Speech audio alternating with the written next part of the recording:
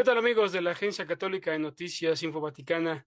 Me da mucho gusto saludarles en la ocasión de esta serie de entrevistas que estamos realizando a personajes de la Iglesia Católica Mexicana, obispos, sacerdotes, laicos, que de alguna u otra forma fueron también impactados con el reciente pontificado que ha terminado con la vida del Papa Francisco, quien falleció el lunes pasado, que ya pasó a la casa del Padre. Y tenemos con gran alegría y aprecio la presencia de un extraordinario comunicador en el episcopado mexicano, el obispo de Matamoros Reynosa, Monseñor Eugenio Lira Rugarcía, a quien saludamos hasta allá, hasta la frontera norte de México, en su diócesis. Monseñor Lira, ¿cómo le va? Me da mucho gusto saludarle. Gracias por la Es disposición de para tiempo. mí, es para mí un gusto y honor estar con usted y con todos los amigos y amigas que nos están acompañando. Y Muchas gracias, aprovecho, si monseñor. me permite, para hacerles llegar a todos un saludo de Pascua, a pesar de la pena que nos embarga por la muerte del Papa Francisco, pero precisamente la luz de Cristo resucitado nos llena de esperanza de que el Papa ha llegado a la meta y que ahora está gozando de la presencia de Dios. Efectivamente, son estas, digamos, paradojas de la fe en las cuales hemos terminado la celebración de los misterios de la pasión, muerte y del Señor. El pasado domingo abrimos la Pascua y el Papa Francisco pues vuelve a la casa del Padre precisamente en los días que celebramos la alegría pascual. Estas son las paradojas que nos deja nuestra fe y que lo expresa muy bien Monseñor Lira. Y quisiera platicar con usted en estos momentos, unos minutos, Monseñor, sobre todo porque usted en el año 2016 fue secretario de la Conferencia del Episcopado Mexicano y le tocó la organización muy cercana de la visita del Papa Francisco a nuestro país del 12 al 18 de febrero. Fueron momentos que esperábamos todos los mexicanos. El Papa Francisco había sido electo 2 años atrás, en 2013, y esperábamos la visita del Papa Francisco. Una primera impresión, monseñor, esa visita, ¿qué recuerdos le ha dejado ahora que ya estamos en este proceso de exequias y de honras fúnebres del Papa Francisco? Pues mire, creo que lo que me dejó a mí y a muchas personas fue que el Papa Francisco nos dio un testimonio maravilloso de cercanía. Primero que nada, de cercanía con Dios. Era un hombre de Dios. Se levantaba muy temprano en Nunciatura para dedicarse a la oración y esto dejaba ver esta cercanía que él tenía con el Señor. Y precisamente como fruto de esa cercanía con Dios, tenía cercanía con la gente. Era un hombre que era capaz de detener el convoy papal para saludar a alguna persona. Nos lo hizo varias veces durante los trayectos que tuvimos en el viaje apostólico. Y también su cercanía se manifestaba en la capacidad de escucha. Recordarán ustedes que escuchó a varias familias en Tusta Gutiérrez, a varios jóvenes en el encuentro con la juventud en Morelia, siempre dispuesto a escuchar. A esa niña que le cantó el Ave María también en el Hospital Federico Gómez. El Papa mostró cercanía, cercanía de escucha, de ponerle atención a la gente. Y yo decía, esa cercanía era para acercarnos a todos a Dios, porque el Papa Francisco no venía a predicarse a sí mismo, sino venía a traernos a Jesús. Y de hecho dijo eso antes del viaje apostólico en un videomensaje que envió. Sí. ¿A qué voy a México? Pues a, con todos ustedes, recordar el amor de Dios, que Dios nos quiere mucho. Me encantó eso que él dijo y que además venía a saludar a la Madre de Guadalupe. Y bueno, pues esto es lo que vivimos precisamente en esa visita apostólica inolvidable. Fueron varios lugares los que visitó el Papa Francisco del 12 al 18 de febrero: Ecatepec, por ejemplo, conurbado a la Ciudad de México, Chiapas, Morelia, Ciudad Juárez. De esas visitas, monseñor, ¿qué destacaría? ¿Algún aspecto especial? Sobre todo, por ejemplo, en Chiapas se dio un acercamiento muy particular con los indígenas y de ahí brota, por ejemplo, estas nuevas reformas a la liturgia indígena con la emisión de libros litúrgicos en lengua central que recientemente también nos daba a conocer el cardenal Arismendi. ¿Qué destacamos de esa visita, particularmente en Chiapas, monseñor? Bueno, si me permite, yo creo que destacaría primero que el Papa fue el que nos envió la lista de los lugares a donde quería ir él. Ujú. ¿Cómo se fue haciendo una idea? Yo creo que fue a partir de la visita ad limina que le hicimos todos los obispos de México en 2014. Como se acordará usted y todos los amigos y amigas que nos escuchan, el Papa fue electo sumo pontífice en 2013 y en 2014 todos los obispos de México tuvimos la visita ad limina que se hace, antes era cada 5 años, ahora es cada 7 u 8 años, para ir a orar a las tumbas de los apóstoles San Pedro y San Pablo, recordando que somos sucesores de los apóstoles, y manifestar nuestra comunión con el sucesor de Pedro, el Papa, a través de informar a los dicasterios el trabajo que venimos haciendo en base a un elenco de preguntas que se nos formulan y luego tener el encuentro con el Papa. Es un encuentro muy bonito, el Papa tiene un estilo muy especial, se organizan 3 grupos de obispos, norte, centro y sur, y vamos pasando por más de hora y media para platicar con él en grupo, y hay una gran libertad para platicar. Y el Papa, ahí fue donde nos dijo, voy a México, voy a México. Él se fue haciendo la idea de los lugares que quería visitar, y así fue. El 1 de octubre, que todavía un secreto, el Papa no quería que se hiciera público hasta el 12 de diciembre de Así es. 2015, nos envió la lista y pues aparecía Ciudad de México para ir a visitar a la Madre de Guadalupe, como él le llamaba, a la Virgencita, Ecatepec, San Cristóbal de las Casas, Tuxtla Gutiérrez, Morelia y Ciudad Juárez. Hubo toda una organización muy importante con Presidencia de la República, Secretaría de Gobernación, Secretaría de Relaciones Exteriores, Estado Mayor Presidencial, con cada una de las diócesis, además de la Conferencia del Episcopado Mexicano, con los estados y municipios involucrados en la visita, para que todos trabajáramos unidos de tal manera que en este viaje pudiésemos ofrecer a todos el ambiente correcto, el ambiente ideal, y también la seguridad del Santo Padre y de todos los participantes. Esa fue una preocupación, que hubiera seguridad siempre, tanto en los lugares de los eventos como en las calles para los que formaban las vallas. Si me permite, un dato importante es que para la distribución de los lugares tuvimos que considerar las actuales normas de protección civil, que tienen determinada cantidad de baños, de centros de socorro y de centros de rehidratación. Y bueno, considerando todo esto y lo que se pudo conseguir, porque fue muy difícil, ya que había que trasladar los baños, por ejemplo, a diferentes lugares, fue muy complejo. Y eso nos permitió establecer cuántas personas cabrían en cada lugar. Y en el total eran 882,225 boletos. Pero después, ya en diálogo con las autoridades civiles y con los de protección civil, pudimos admitir, ya que estaba próxima la llegada del Papa, a más personas, aunque no tuvieran boleto. Y esto nos llevó a que se incrementara el número de personas que participaron en misas y encuentros a 1,328,072 personas. Pero, repito, siempre cuidando la seguridad de todos y la Sí. atención a todos. Y bueno, fue muy bonito que la gente participó de una manera hermosísima. De acuerdo a las estadísticas, 11,501,072 personas vieron físicamente al Papa en las misas, en los eventos o en las vallas que se formaron en las calles. Y pues tuvimos la participación además de 242,066 voluntarios, personas que nos dedicaron su tiempo, su presencia. Y toda la conferencia intervino. Por ejemplo, a la Comisión Episcopal de Pastoral Litúrgica le tocó organizar todo lo que tenía que ver con celebraciones litúrgicas. Y así a cada comisión o dimensión episcopal le correspondió según el tema que tuviera lugar. Si era, por ejemplo, un encuentro con jóvenes, le correspondía a la pastoral juvenil, si era con los trabajadores, pastoral social, etcétera. Y además, pues claro, intervinieron los señores obispos y arzobispos de las diócesis anfitrionas, y también se involucró a cada provincia eclesiástica. Entonces fue pues una experiencia de iglesia maravillosa.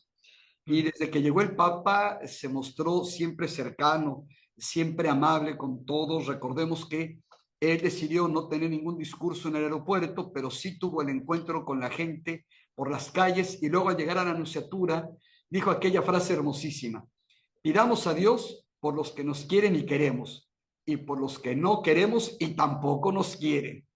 Y así nos hablaba precisamente de ese amor que Jesús nos pidió para todos. Y luego al día siguiente, pues tuvimos el encuentro en Palacio Nacional, que fue muy interesante. Día 13, que era sábado, el Papa habló de la principal riqueza de México, que son sus jóvenes, porque dijo que solamente un pueblo con juventud puede mirar al futuro.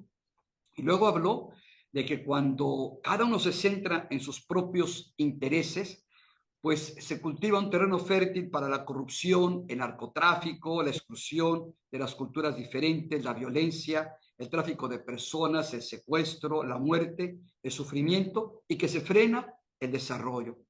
Luego en catedral nos habló a los obispos, nos exhortó a reflejar siempre la ternura de Dios y hacer un plan que estuviese cualificado para responder a las necesidades más urgentes, atender a los jóvenes y hacer frente al drama de la violencia.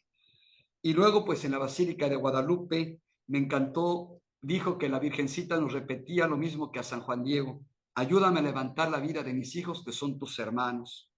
Luego el domingo 14 estuvo en Ecatepec, nos habló de la Cuaresma y habló de las grandes tentaciones: riqueza, vanidad y orgullo.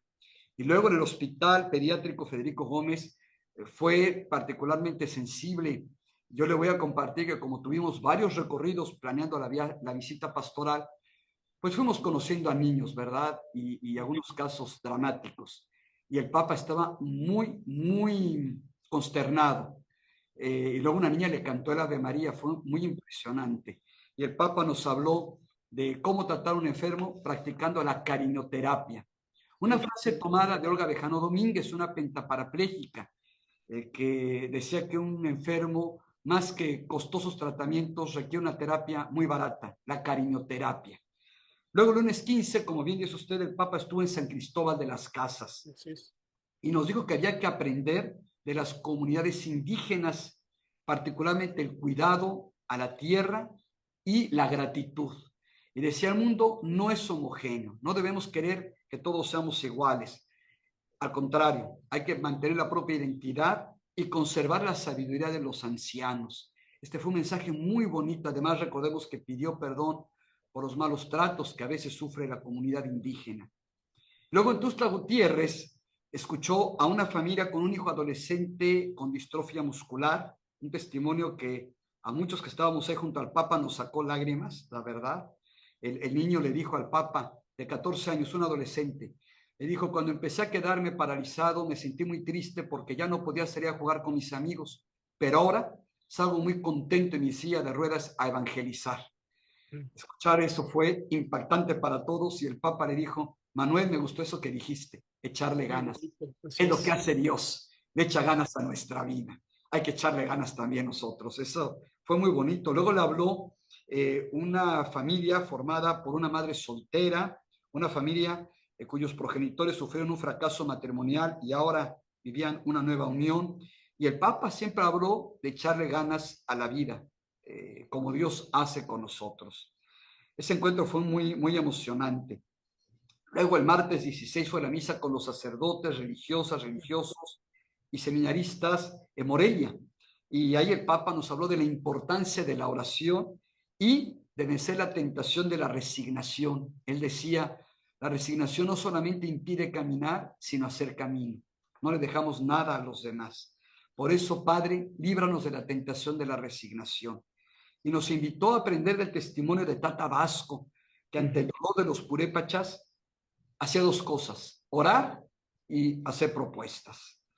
Luego tuvo el encuentro con la juventud, escuchó a 4 muchachas y muchachos que le hablaron muy bonito, reconoció la dificultad de los jóvenes para valorarse y pues para salir adelante por la situación que se vive en México, el riesgo de perder familiares o amigos a causa de las drogas o de las organizaciones criminales. Y también reconoció el desencanto de muchos por la falta de trabajo digno, de estudio y de capacitación, pero dijo: hay que tomarnos de la mano de Jesús, y si te tropiezas, te vuelves a levantar y vuelves a agarrar su mano, porque Él sabe lo que son estas cosas. Y también dijo: y así como Él nos tiende la mano y te tiende la mano, tiéndesela tú a los demás, respetando siempre su dignidad. Y luego el miércoles 17, pues ya estuvimos en Ciudad Juárez, primero fue al Cerezo. El discurso que la interna le dirigió fue extraordinario. Además, ella lo escribió, lo envió antes a la organización del viaje papal. Yo lo había leído porque era parte del trabajo que se había encomendado y me impresionó que lo dijo de memoria, sin llevar la hoja de papel. Un discurso impresionante, donde ella le dijo que cuando cayó en la cárcel, alguien le dijo, no te preguntes por qué, sino para qué. Y el Papa retomó esas palabras y me encantó lo que dijo. Lo realizado, realizado está, pero eso no significa que no haya la posibilidad de escribir una nueva historia hacia adelante. Luchen desde acá adentro por revertir las situaciones que generan más exclusión. Luego se reunió con trabajadores y empresarios y me encantó, los invitó a soñar en un México donde papá y mamá tengan tiempo para jugar con sus hijos. Y dijo, y eso se va a lograr dialogando, confrontando, negociando y perdiendo un poco todos para que ganen todos. Un consejo muy bueno, ¿eh? Esto se aplica a toda la familia, a todo, ¿verdad? Luego tuvimos la misa en la frontera, que fue impresionante. Recordemos que se puso una especie de rampa para que pudiese saludar a los fieles que estaban reunidos en El Paso, Texas. Ahí Sí. estaban en el Zumbao, estaban del otro lado del río participando por pantallas, como el señor Max Seitz, que ahora es el encargado de migración de la Conferencia Episcopal de Estados Unidos, pues nos organizamos para eso. El Papa les dirigió un mensaje y recordó que los migrantes son hermanas y hermanos que salen expulsados por la pobreza y la violencia, por el narcotráfico, el crimen organizado. Y recordó de tantas mujeres que habían sido víctimas de la violencia y pues pidió trabajar a favor de los migrantes. Luego pues ya se despidió de todos y dijo algo muy bonito. He podido constatar que en este pueblo existen muchas luces que anuncian esperanza, la presencia de Dios que sigue caminando en esta tierra, guiándolos y sosteniéndolos en la esperanza.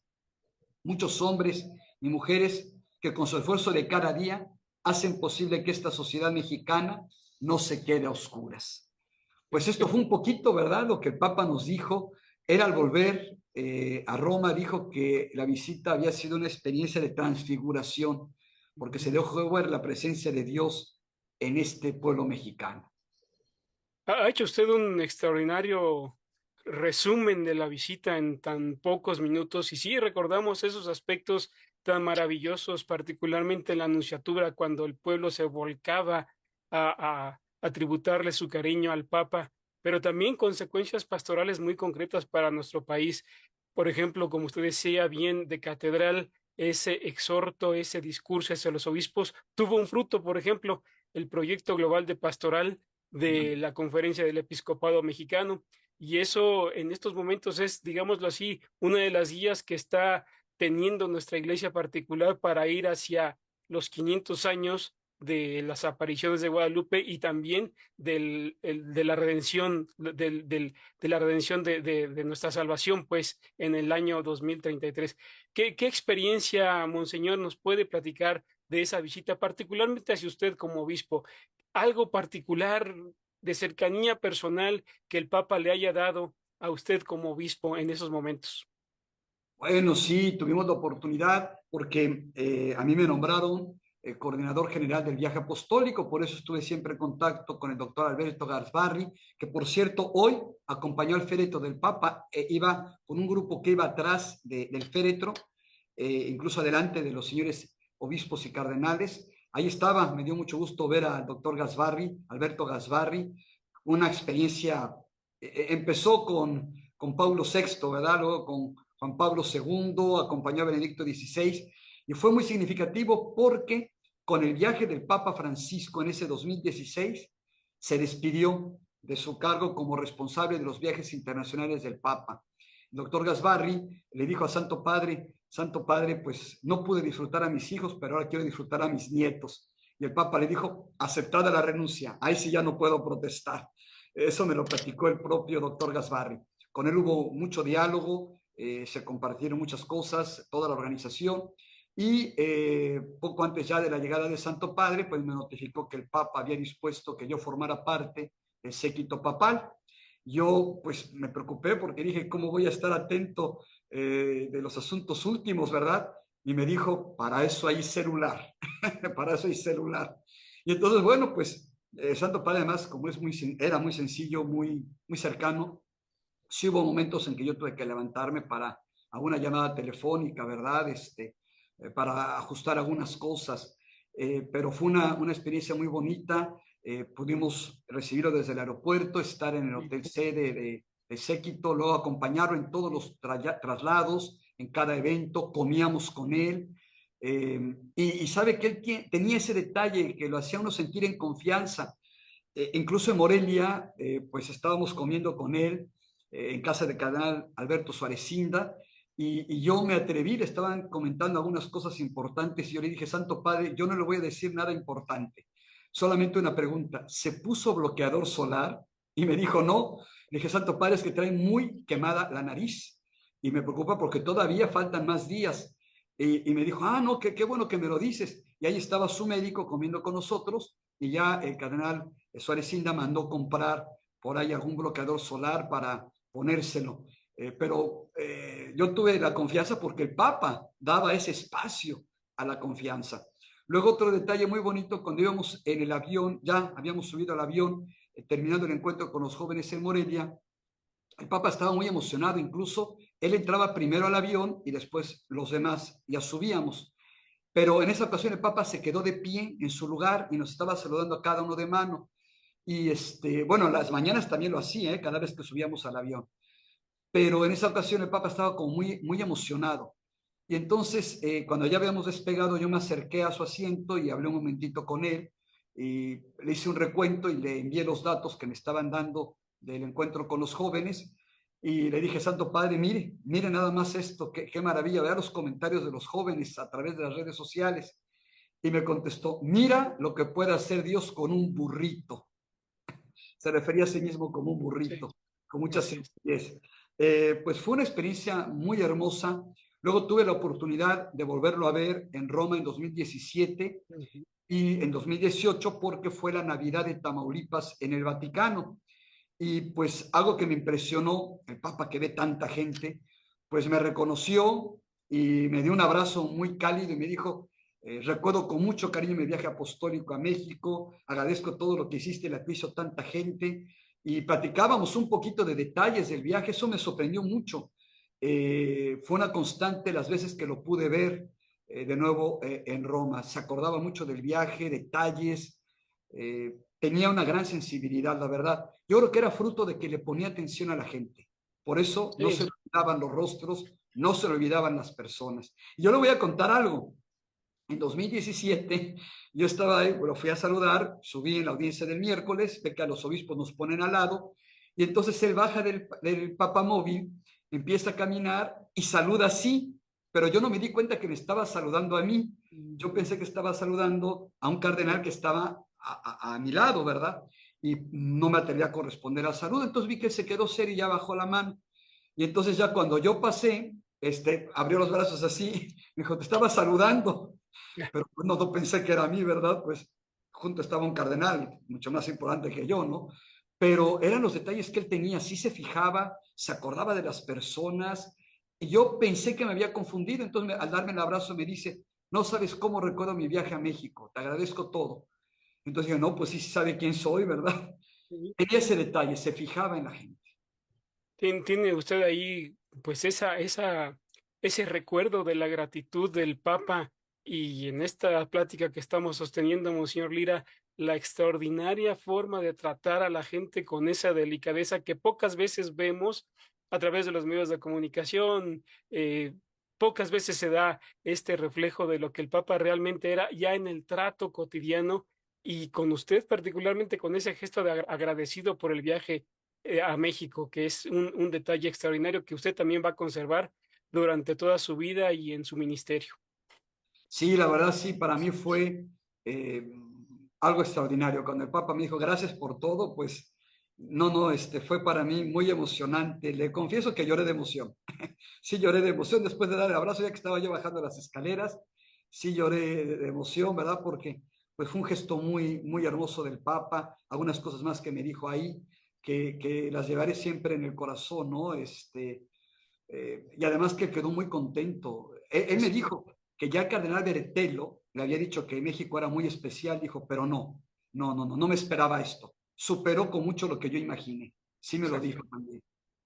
Y hay un hecho también que tal vez poco se recuerda, que antes de llegar a México, él pasó a Cuba Sí, a reunirse en un evento extraordinario que se necesita recuperar, que fue reunirse con el patriarca de Moscú, el patriarca efectivamente. Kirill. Y ahí emitieron un pronunciamiento, una declaración conjunta de unidad entre las dos iglesias y una manifestación también de solidaridad con las iglesias perseguidas, la familia y el impulso, la protección a la vida. ¿Usted qué experiencia tuvo, qué recuerdo tiene sobre ese encuentro con el patriarca Kirill? Bueno, fíjese que precisamente hubo algunas modificaciones que tuvimos que hacer al horario originario que se había previsto por esa visita que hizo rapidita a Cuba, ¿verdad? Entonces eso nos llevó a hacer algunos ajustes con el horario. Eh, y pues fue emocionante, ¿no? Ese encuentro con el patriarca Kirill, eh, un abrazo extraordinario y el mensaje de amor que ambos hicieron llegar. Y otro detalle muy interesante que quizá poca gente sabe, el Papa cuando bajó del avión traía una gripa tremenda, ¿eh? Se Ujú, enfermó allá, sí, ujú. traía una gripa fuerte, pero fue increíble que el Santo Padre, como si no la tuviera, ¿verdad? Él siguió el horario, todo, pero sí nos informaron desde el avión, nos hizo favor el doctor Gasbarri de comunicarnos que el Papa venía gripado. Y bueno, el aire acondicionado del avión pues tampoco le hizo mucho bien, ¿no?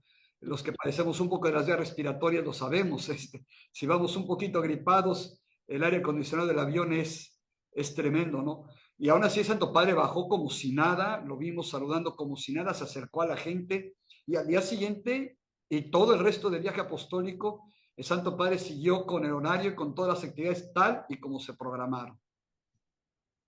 Después de que usted estuvo en esas obligaciones, su labor, ministerio en la conferencia del Episcopado Mexicano, el Santo Padre le manda al norte del país, a la diócesis de Reynosa. Matamoros, primero era Matamoros, Reynosa. Y ahí usted comienza su labor pastoral ya como obispo titular.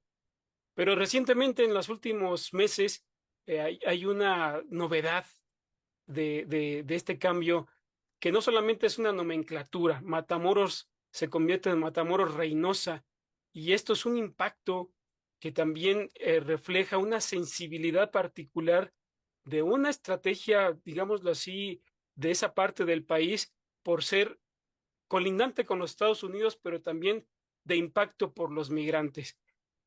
¿Cómo ha sido esta transformación, monseñor, que fue en parte también gracias al Papa Francisco? Bueno, como bien dice usted, gracias a Dios y a través del Papa Francisco, el Señor me envió a servir aquí ya como obispo residencial, ¿verdad? Yo era obispo auxiliar en Puebla, pero al término del viaje apostólico, el Santo Padre me concede la gracia de ser servidor de esta diócesis de Matamoros al principio, ¿no? Incluso cuando en 2017 lo fui a saludar, al darme el abrazo me dice, ¿estás contento con tu nueva esposa? Los obispos somos esposos de nuestra iglesia diocesana. Y le dije, sí, Santo Padre, muy feliz. Y me lo volvió a preguntar en 2018, ¿eh? Cuando fuimos a la visita de la Navidad de Tamaulipas en el Vaticano, me volvió a decir, pero si estás contento con tu esposa, tu diócesis. Dije, sí, Santo Padre. Luego tuvimos ya la visita al Límina de 2023 y ahí fue donde hubo la oportunidad de presentar esta propuesta de que el cambio, que se llevara a cabo el cambio de la nomenclatura de nuestra diócesis. ¿Por qué razón? Porque de los 43 municipios del estado de Tamaulipas, Reynosa es con mucho el más grande. Sí. Luego le sigue Matamoros. Por cierto, la capital, Ciudad Victoria, es muy poco poblada, tiene muy poca población. El municipio más grande, más poblado de todo el estado es Reynosa, luego seguido por Matamoros, ya después Tampico y luego Nuevo Laredo, pero ya son de otras diócesis. Somos 4 diócesis aquí en Tamaulipas, en Nuevo Laredo, Tampico, Ciudad Victoria y nosotros.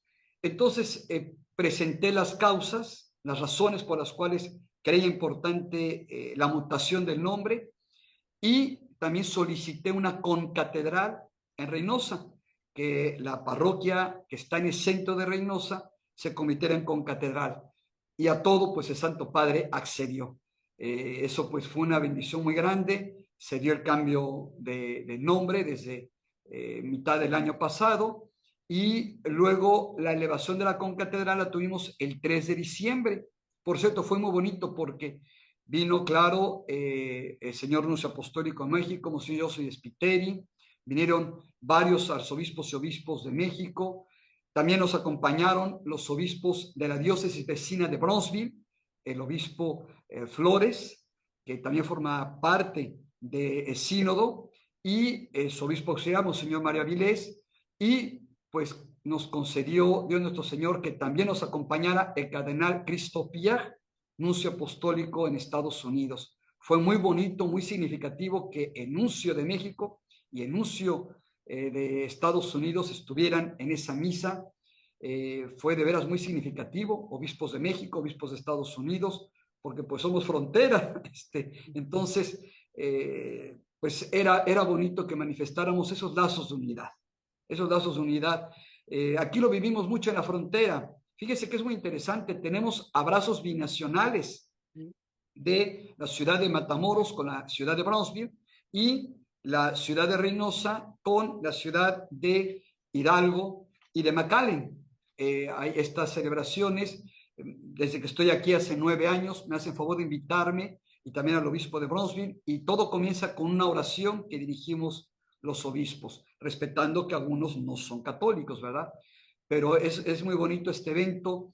Y algo que se dice siempre en los discursos es, tanto de los alcaldes de Matamoros y Reynosa como de los alcaldes de Brownsville, McAllen e Hidalgo, pues a fin de cuentas nos unen lazos de sangre, porque muchos son familia, algunos se fueron a vivir allá o nacieron allá, pero crecieron aquí.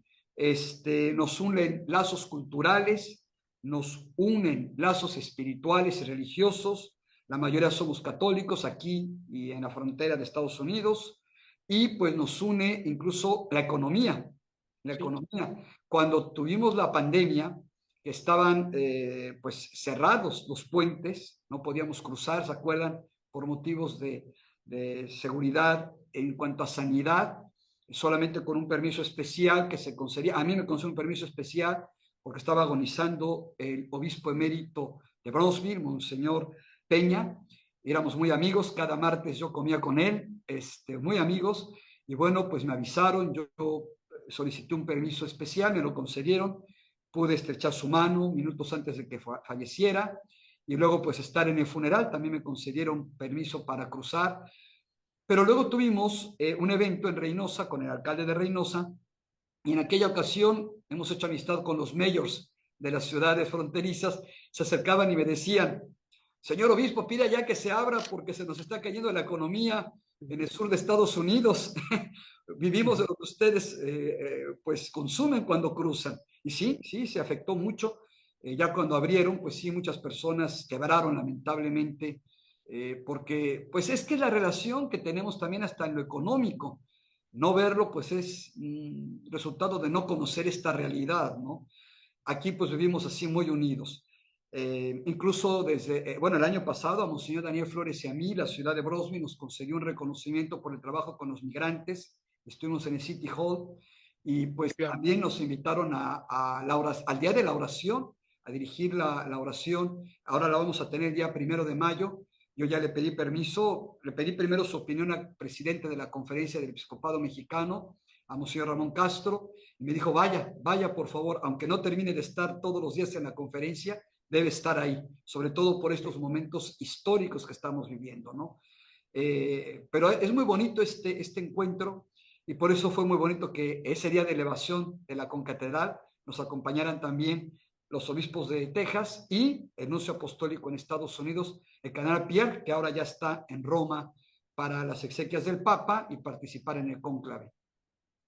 Sí, la región que usted le toca pastorear es también una conjunción de esfuerzos entre la Iglesia Católica de los Estados Unidos y los obispos de esta parte del país, los obispos, la conferencia, digámoslo así, se llaman Tex-Mex de Efectivamente, obispos, y esto efectivamente. también les ha llevado a dar pronunciamientos fuertes sobre la migración, que es un tema delicado, y que esto también me da pauta, monseñor, a preguntarle cómo ha sido después de las torrenciales lluvias que sufrió Matamoros. ¿Qué ha pasado? ¿Ya se han recuperado?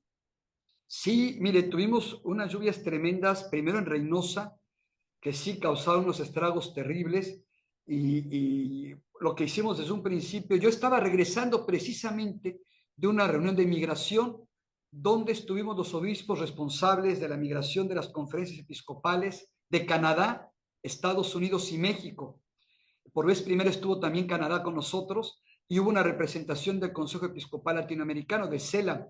Yo venía de regreso del Paso, Museo Max Seitz promovió este encuentro, fue extraordinario, estuvo el cardenal Baggio de Dicasterio para el Desarrollo Humano Integral y concretamente el área de migración. Fue una experiencia muy bonita.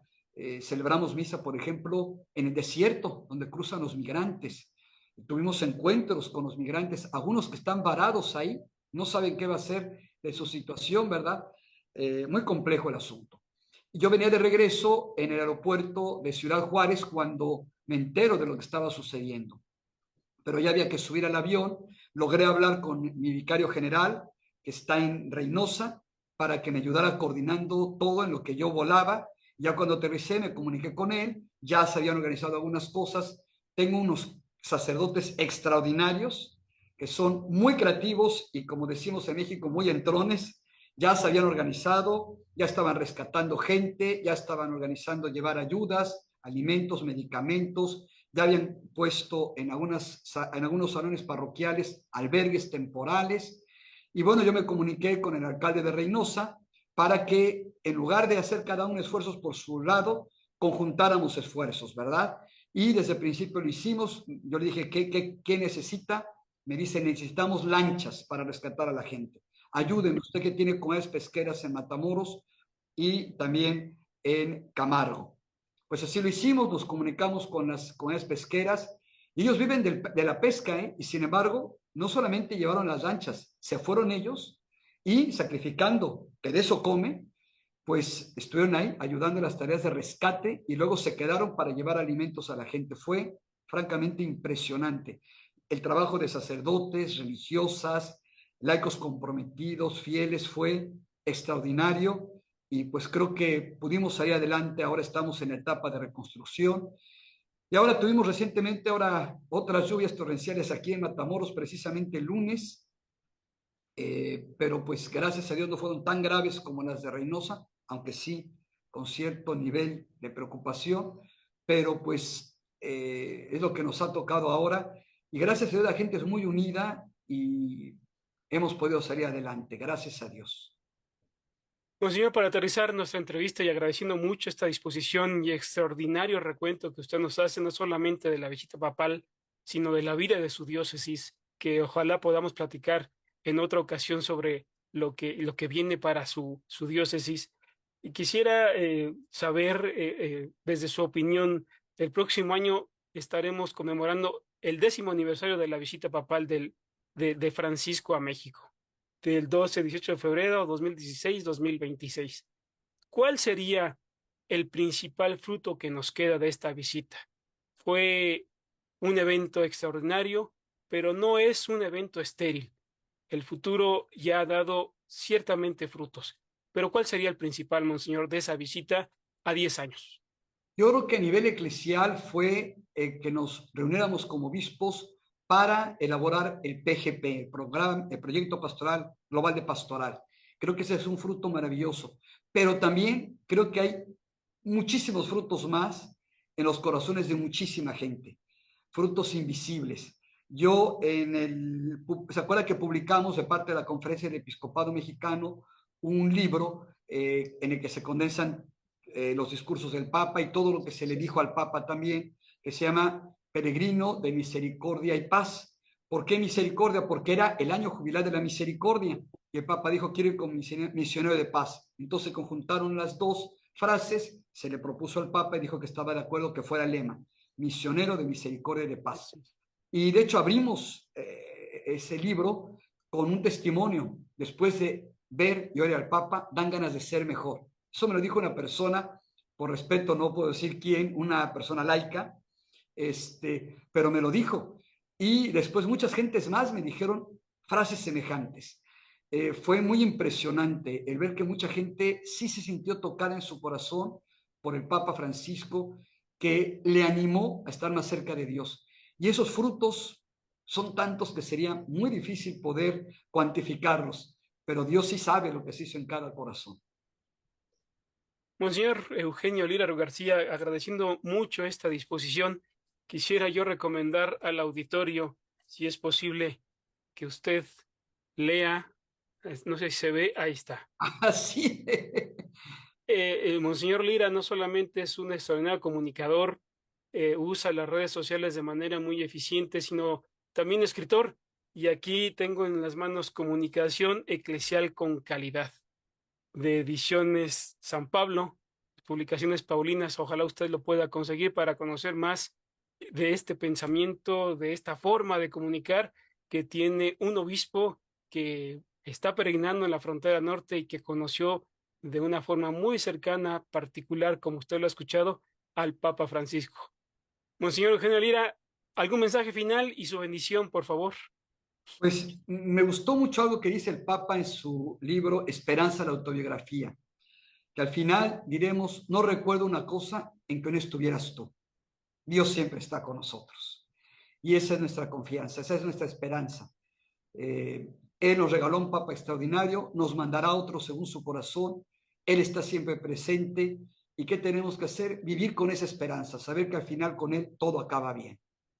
Que nunca recordaremos un momento en que no haya estado con nosotros. Monseñor Lira, obispo de Matamoros, Reynosa, muchas gracias, agradeciendo su disposición y encomendamos también estas con nuestras oraciones a todo el pueblo de su diócesis para que, como Dios quiere, haya muchas conversiones, también la manifestación de Cristo en la frontera y que la iglesia sea presencia siempre del Evangelio, del anuncio de la buena noticia con el saludo de las Pascuas que estamos celebrando. Muchas gracias, Monseñor Lira. Muchas gracias. Que Dios lo bendiga a usted y a todos los amigos y amigas que nos han hecho favor de escucharnos. Y a ustedes, amigos y amigas, muchas gracias por el favor de su atención. Soy Guillermo Gazanini Espinosa, director de la Agencia Católica de Noticias. Nos vemos en otra ocasión, si Dios así lo quiere.